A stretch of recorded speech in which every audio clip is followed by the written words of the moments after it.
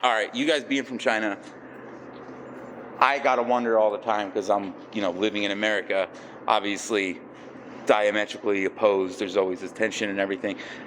How oppressive would you say it actually is versus what you might hear in the United States? To give you a small example, there's a punk band in Wuhan called SMZB, and they're quite famous in China.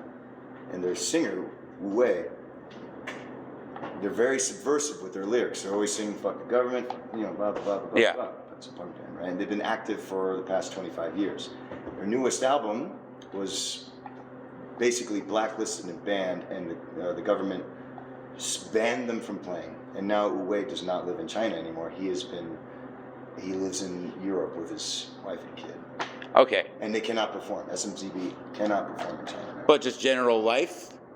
Because they would lead you to believe out here that it's like constant. Do people do their own thing out there, or is there really like a social credit system and stuff like that? It's more free than you think. That's what I kind of thought. Western, well, Jacob is Yeah, he's probably the most. So here, how do you say social crediting system? 社交 It's like, is the government nice to the people in China? use social media, you mean? Yes, yes. We just can use local social media, so we can we need some tools so we can see all of the world. Right. You know what I mean? No Western media, no Western news. We need a special tool called a proxy server to get over the Great Firewall to access all of the Western shit you guys got. Facebook, Google, Yahoo. You're YouTube, probably blah, blah, blah, blah. you're probably onto something over there, man. This is fucked. That shit they posted fucked. So, for instance, when COVID-19 was happening Yeah. in Wuhan, we have a social platform called WeChat. That's what everybody uses for making payments, to getting news, to communicating, to anything. When Wuhan was happening in 2019 in December, there were doctors and nurses posting videos on WeChat, and then zip, they would be gone within 10 minutes, 15 minutes of broadcasting, because they're saying the hospitals are getting crowded, blah, blah, blah. They were doing the same thing in America, though. Oh no, they were not. Well, I don't know. Yeah, I don't know comparatively. We all knew. When it happened here, it wasn't sent. We all knew. Yeah. There was like a million different news sources. Over in China, it was one by one by one. Yeah. All right. Fair enough. So I just had that in my head. I didn't want to skip it out. Can you guys introduce yourselves and tell me? You're all from Shanghai as of now. The band is based out of Shanghai, correct? Can you just tell me where you're all from individually? Sure. And what you do in the band? I'm Chachi, vocals. I'm from Chicago, USA. I'm raised in Florida. Sam play drums. I'm from Sheffield, UK. Larry play guitar, and I'm from Scotland. Jacob play bass from Hebei. James, I play guitar. I'm from Dublin, Ireland. All right. So how do you guys all end up in China? Well, he was born there. I came there because I had a band previously in Florida called Libyan Hit Squad, and the first drummer had lived in China for 2 years. He lived in Beijing, and he came back, told me all about it. You got to go to China, and I was like, okay. I put it in the back of my mind, And then he passed away, and then the recession happened, and I couldn't find any work, and I just decided, fuck it, and just severed ties with everything here, and went to Shanghai. I basically went to China to drink tea and eat tofu, and that's pretty much why I went. And I met these guys in various bars in Shanghai, and that's how I got around it. Same as Chach. 2008 economic crash, work. Get into the music scene, meet these beautiful people. Awesome. Every day in China, good food. I'm so miss my Chinese food right now. We'll go to Panda Express. Don't worry about it. You'll see. Yeah, it's not. Yeah, similar situation. Just economic recession in Ireland. Ireland was pretty bad, and moved to London for 2 years, and then decided to take my chances in China, and flew over there, never looked back. Cool. Are there a lot of expatriates in China, like people from other countries just living there, or? 100%. Yeah, there are. It's not as many as you might think. A lot of people have a misconception that there's a shitload of fucking foreigners there. Shanghai, yeah, but as soon as you're outside of Shanghai, it's totally different. Shanghai is the only city that's really like this. You know, it's 26 million people. Yeah. How's the British influence over there? Like, is it still? That's Hong Kong. Oh, I'm sorry. That's Hong Kong. I got that So confused. That's my fault. That's Well, more of a French Dutch influence. right on. So, how's the scene out there? How do you guys all kind of come together? Is there like a thriving scene? Is there like a bar scene, a punk scene? There was. When we arrived, it wasn't Xi Jinping, it was Hu Jintao. And it was, you know, things were a little freer, a little calmer. And when Xi Jinping started coming in, things started getting a little more, you know, congested and tightened security-wise. The scene, like any scene, kind of suffered with COVID-19. So it was quiet for 4 years. A lot of bars closed.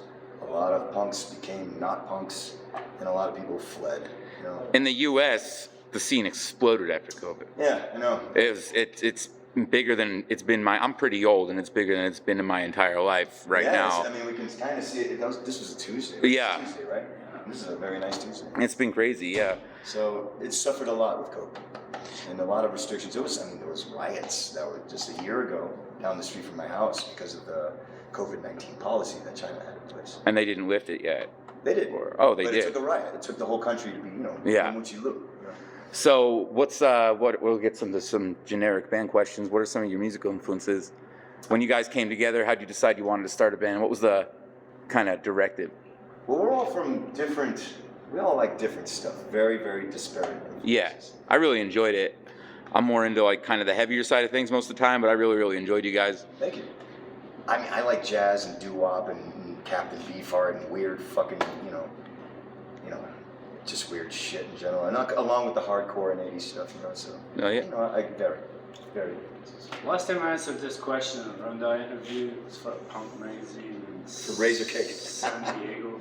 Yeah. And they pulled the interview because they didn't like my answer.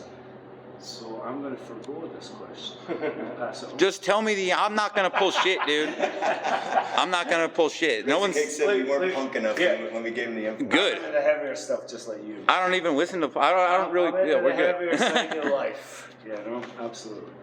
All right, Not punk enough. that's good.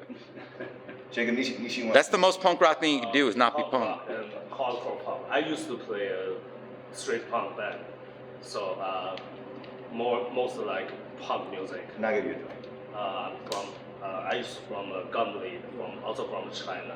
It's also a street punk and hardcore punk rock band, but they are in Europe tour right now. I think my first introduction to punk was probably through Irish punk bands. The Undertones, Stiff Little Fingers, the Virgin Prunes. And then I think as a teenager I started listening to 80s hardcore, like Minor Threat. And you guys all dig all sorts of music, I'm assuming, right? Like, yeah. 100%. Most people do, especially once you get over 18. All right, cool. So, what about records have you released? What have you released so far, and what do you intend to do? Right now, well, we were just yesterday. We finished recording with Mike Watt, our second record with Mike Watt.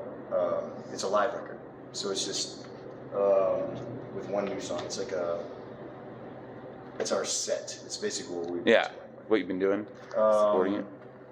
But yeah, the last one was on Sudden Death Records, and then two before that were on a Florida label called Ripping Records. Excellent. And what's the stipulations when you're playing a show? First of all, are there a lot of other bands? Like, well, I guess I asked that question, but there's a lot of Chinese, like native Chinese bands that you play with, I'd imagine, right? Yeah. So there's plenty of that. That scene actually exists in force out there. I was just curious about it. I kind of assumed that it did. I've already seen enough of it. I listen to some Chinese bands. Yeah. What about what are the restrictions when it comes to playing? What kind of protocols do you have to follow in order to do a show or go out of the country or anything like that? To go out of the country is easy. They're like, yeah, just don't come back, Yeah, right? exactly. Yeah. But if you're gonna play a local show in China, no matter if it's in a fucking, House of Blues kind of thing, or a stadium, or a porta potty, you will have to submit your lyrics, your passports, your videos, a 45-minute video of you guys showing all your faces, so they can match the passports of playing the set that you provide to them with the lyrics, and sample of your mother's pubic hair and tears from your firstborn child. That is kind of crazy. Yes. Probably. How do you how does communist blues go over in China? Oh, Is they that- fucking love it. They love that? That fucking foreigner sings real fast. You know? They don't know what the fuck I'm saying. Do you guys have any kind of stigma being a bunch of white guys playing out there and living out there, or is it pretty You know, chill? the most pushback we get from because of her name, you know, her name is the most pushback we ever get is occasionally, very occasionally, here in America. Really? Everywhere else in the world, they don't give a fuck. And fucking in China, they think it's a pretty name. The round eyes, you know. Yeah, that's pretty cool. All right. Well, what do you got going on the rest of the time you're in the United States? I'm gonna eat some fucking carne seca tomorrow, There you go. because that's fucking Tucson's jam. And then, you know, our tour is wrapping up.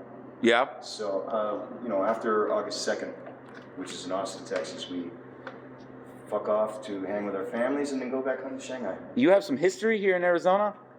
Yes, we recorded our first EP here. Okay.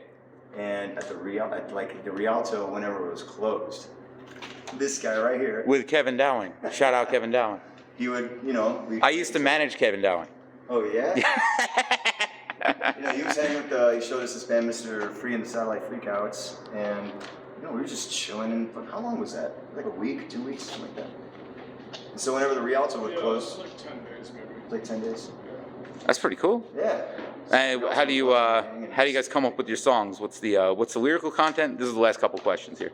What's the lyrical content usually comprised of, and how do you kind of bring everything together? Who does what, et cetera, et cetera? We're usually, there's a lot of comedy in this band, and it's sarcasm. You kind of have to be though. Yeah, a lot of satire. I mean, there's a lot of shit to make fun of in the world right now. I mean, Jesus, the last couple months have been amazing for material. Oh yeah.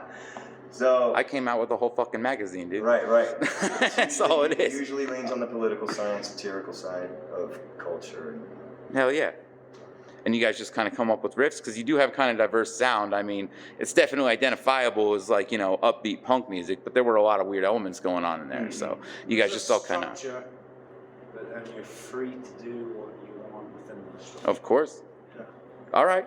Well, anything else you want to say before we end this?